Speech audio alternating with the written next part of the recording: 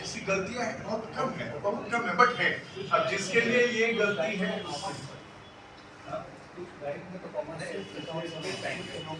नहीं इसमें this mostly happens because banks में क्या पासबुक में they provide the interest on a particular date, but what they upload on the SFT is the interest accrued for the entire year.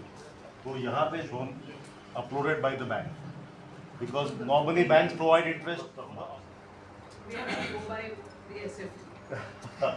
But normally the clients take the view whatever is there appearing in the But then passbook. in that case, But sometimes the difference is substantial also.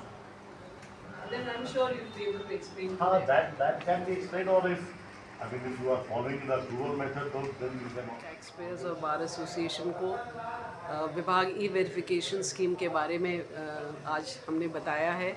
यह scheme taxpayer और विभाग दोनों के लिए बहुत लाभदायक है। अगर आपका कोई इन्फॉर्मेशन है और वो आपके रिटर्न से मैच नहीं करता है तो इस स्कीम के तहत इंक्वायरी होती है, टैक्सपेयर को नोटिस जाता है। ये ज़रूरी है कि टैक्सपेयर डिजिटल तरीके से, इलेक्ट्रॉनिक तरीके से नोटिस जाता है।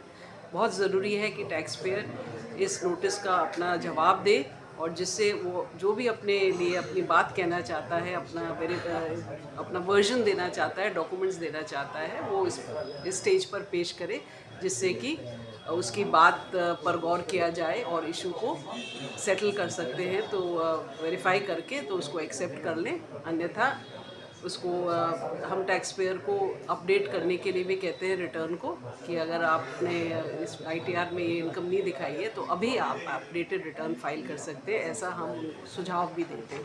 तो ये स्कीम टैक्स पेयर के लिए बहुत लाभदायक है और इसके बारे में पॉपुलर करने के लिए आज ये प्रयास है, इसकी बारीकियाँ समझाने का एक प्रयास है और टैक्स पेयर तक ये मैसेज जाए कि आपको जो नोटिस मिल रहा है आप उसको रिस्पॉन्ड ज़रूर करें।